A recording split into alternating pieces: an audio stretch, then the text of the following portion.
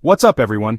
Today, I'm in Africa to find the wildest, most extreme ways people get around. Forget your daily commute. These rides are on another level. From party buses that never stop, to canoes in a floating city, and even camels in the Sahara, I actually rode them all. This was one of the craziest adventures of my life, and I filmed every second for you. Buckle up, because what you're about to see is pure chaos and adrenaline. We're about to explore 7 of the most extreme transportation methods found only in Africa. Let's get into it. Buckle up, because first up, we're diving headfirst into the vibrant streets of Nairobi, Kenya, home of the legendary matatu. These aren't your average city buses, they're a cultural phenomenon. This isn't just a bus, it's a nightclub on wheels, a mobile party that never stops. Forget your preconceived notions about public transport. Covered in wild graffiti, each matatu is a unique work of art, a canvas showcasing the city's vibrant street culture. Blasting Afro beats at ear-splitting volumes, the music pulsates through the vehicle, setting the rhythm for the ride, and packed with flashing lights, creating a dazzling disco atmosphere that turns every journey into a celebration. It's a sensory overload the moment you step on, a whirlwind of sights, sounds, and sensations that will leave you breathless. The driver, part DJ, part race car driver, a master of the Nairobi streets, weaving through traffic at breakneck speeds, navigating the chaotic roads with skill and daring. Forget personal space. People are crammed in like sardines, a testament to the matatu's popularity and necessity. Standing, sharing seats, and hanging out the doors, defying gravity and embracing the communal spirit. The conductor is an acrobat, a blur of motion and energy, leaping on and off while the bus is moving, a daredevil performance that's all in a day's work. Collecting fares with lightning speed and shouting destinations to attract new passengers. Each matatu competes to be the loudest, fastest, and most eye-catching, a battle for supremacy on the Nairobi roads, with TV screens playing the latest music videos and wild artwork adorning every surface. Riding one feels like being in a real-life video game, a thrilling, unpredictable adventure. Swerving, speeding, and dodging cars, testing your reflexes and pushing the limits of your comfort zone. There are no official stops. The matatu stops wherever you need it to. You just flag one down with a wave and hold on for dear life as you hop aboard. It's chaotic, loud, and crowded, a sensory assault that's both exhilarating and overwhelming, but it's the heartbeat of Nairobi, the lifeblood that keeps the city moving. The energy is infectious. Everyone's dancing, laughing, and singing along to the music. And somehow, despite the apparent chaos, it all just works, a testament to the ingenuity and resilience of the Kenyan people. After a wild ride, I stumbled off, feeling both exhausted and exhilarated, ears ringing and heart pounding, but with a smile on my face and a story to tell. Surviving a matatu is a rite of passage in Nairobi, a badge of honor for any visitor. It's not just transport, it's a full-blown cultural immersion, a deep dive into the heart and soul of the city.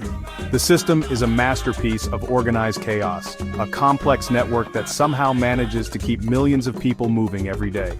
You haven't truly visited Nairobi until you've survived a matatu ride, embracing the madness and surrendering to the experience. It's adrenaline, culture, and community, all packed into one wild journey, a uniquely Kenyan experience you won't soon forget. I'm still buzzing from the ride, and we're just getting started, with plenty more adventures to come. 1 down, 6 to go, and the excitement is just building. This is Africa's Party on Wheels, a celebration of life, music, and community. Absolutely insane, but absolutely unforgettable. Leaving the bustling streets behind, our next stop is a world away. We're heading to Makoko, Lagos, a city built entirely on water. Imagine a place where the land gives way to the lagoon, and homes rise on stilts above the surface. Here, there are no roads, no cars, just hand-paddled wooden canoes navigating the intricate network of waterways. These canoes are more than just boats. They are the lifeblood of this unique community.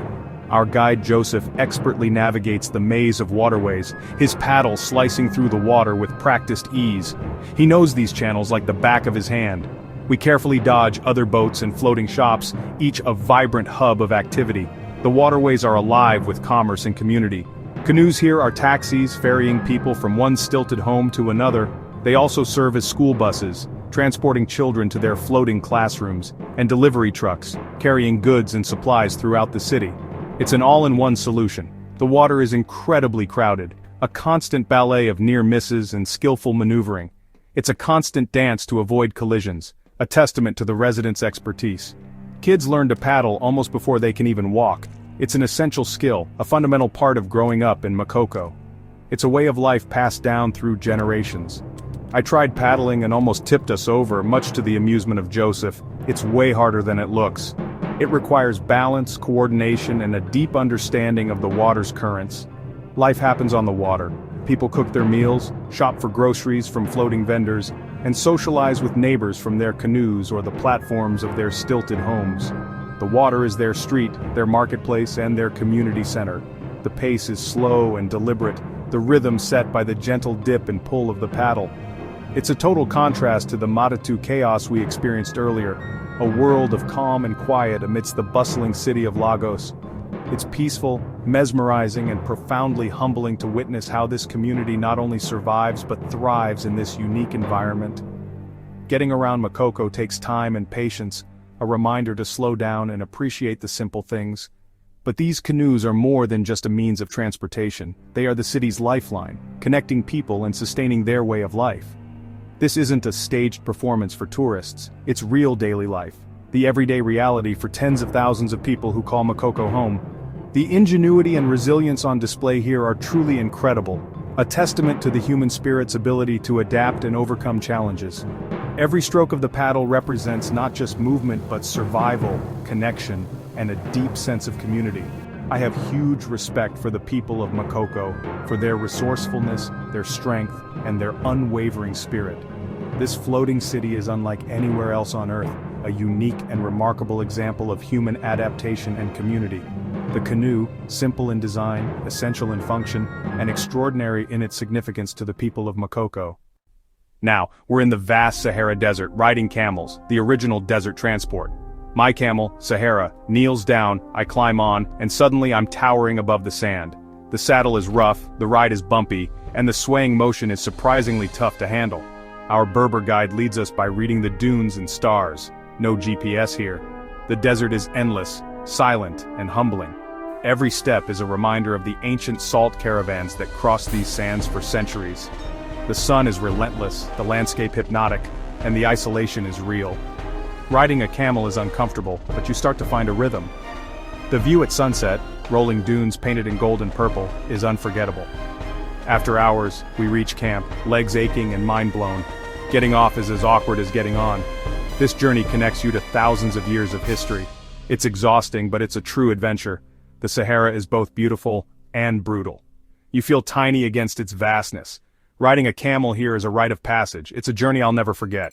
What a ride. Back to civilization. Well, a version of it anyway. After days in the bush, any semblance of a town feels like a metropolis. In rural West Africa, the only way to get from one town to the next is often a bush taxi. These aren't your average taxis. They're a lifeline, a necessity. The car is packed inside, beyond what you'd think is humanly possible. Every inch of space is occupied, so, naturally, the driver points to the roof with a grin. "Plenty of room up there," he says. That's our seat, apparently. We climb up, a little apprehensive, a lot curious.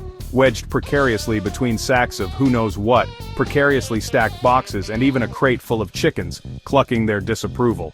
No seatbelts, no airbags, just a rusty metal rack and a whole lot of hope that it was properly installed. The car rattles to life and lurches down a dusty, pothole-ridden road, every bump sending shockwaves through the vehicle and launching us a few inches into the air. Hold on tight! Below, a symphony of bodies are crammed into a space clearly meant for, at most, 5 people. It's a human Tetris game. The wind and sun are relentless, beating down with an intensity that only Africa can deliver. But the view is absolutely incredible. A panorama of raw, untamed beauty unfolds before us.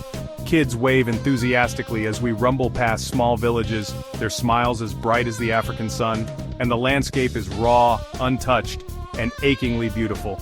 It stretches out in every direction, a tapestry of earth and sky. For the locals, this is just another Tuesday, another journey on the ever-reliable bush taxi. For me, it's a potent mix of pure terror and exhilarating freedom, a feeling I won't soon forget. Bush taxis are more than just transportation. They're the lifeline for these remote communities, carrying people, essential supplies, and the unspoken stories of countless journeys. It's undeniably uncomfortable, potentially unsafe, but absolutely essential for connecting these far-flung corners of the country. The sense of adventure is undeniably real, a palpable energy that crackles in the air, and so is the ever-present awareness of the potential danger. After what feels like an eternity, a bone-jarring, sun-baked forever, we finally reach our stop, covered head to toe in a thick layer of dust and buzzing with adrenaline. Climbing down from our perch is a challenge in itself, legs wobbly and balance questionable. But we made it. We survived the roof ride. Riding on the roof of a bush taxi is without a doubt one of the craziest, most unforgettable things I've ever done. It's raw, unfiltered, authentic travel at its most extreme. You get to see the country, feel the country, experience the country in a way that no sanitized tourist bus tour could ever offer. It's wild, it's risky, and it's an experience that will be forever etched in my memory. Unforgettable. What an absolutely incredible, amazing, and slightly terrifying adventure. Welcome to Kampala, Uganda, where chaos has two wheels, the Boda. Thousands of motorcycle taxis swarm the streets, weaving through traffic like a living river. My driver Sam hands me a battered helmet and tells me to hold on tight. We launch into traffic, no lanes, no rules, just pure adrenaline. We dodge cars, ride on sidewalks, and squeeze through impossible gaps. My heart is racing, knuckles white as we speed through the city. Bodas are the fastest way to get anywhere, but they're not for the faint of heart. Sam is a master anticipating every move, leaning into turns and braking at the last second. These bikes carry everything. People, furniture, even goats. They're the backbone of Kampala's economy and daily life. The noise, the smells, the chaos, it's a total sensory overload. You have to trust your driver completely. After a wild ride, I stumble off, legs shaking but grateful to be alive. Bodas are high-risk, high-reward travel. It's the most chaotic, efficient way to see Kampala, an experience I'll never forget. Time for a total change of pace. In South Africa, I boarded the Blue Train, one of the world's most luxurious trains. It's a 5-star hotel on rails, complete with a private suite, marble bathroom, and a personal butler. The windows offer panoramic views of South Africa's stunning landscapes. There's a lounge car with a pianist, an observation car, and gourmet dining with fine wines. You dress up for dinner and enjoy multi-course meals as the scenery rolls by.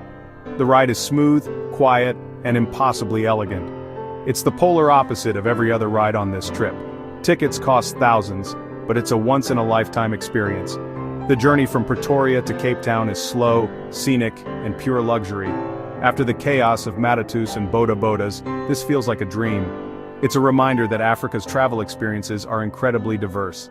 Sometimes adventure is chaos, sometimes it's pure comfort. The Blue Train is the ultimate way to travel in style. A much-needed moment of calm in a wild journey. Absolutely magnificent. Our final ride, Mozambique's Chapa. It's a minivan, but chaos is the only rule. There's no schedule, it leaves when it's full. And full means packed to the max. I'm sharing my seat with 2 people and a basket of fish. The van's condition is questionable. Bald tires, cracked windows, doors tied shut with rope. The driver and cobrador work together to cram in as many people as possible. Once moving, it's a wild, bumpy ride on rough roads. When there's no room inside, people cling to the outside for the whole journey.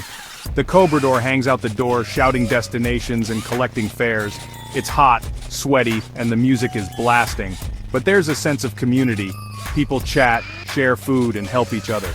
The Chapa stops anywhere, anytime, making every trip unpredictable. A 1-hour journey can easily take 3. You just surrender to the chaos and hope you get there. Finally, we tumble out at our stop, exhausted but amazed. The Chapa is uncomfortable, unpredictable, but essential. It's the perfect end to our wild African adventure. That's a wrap.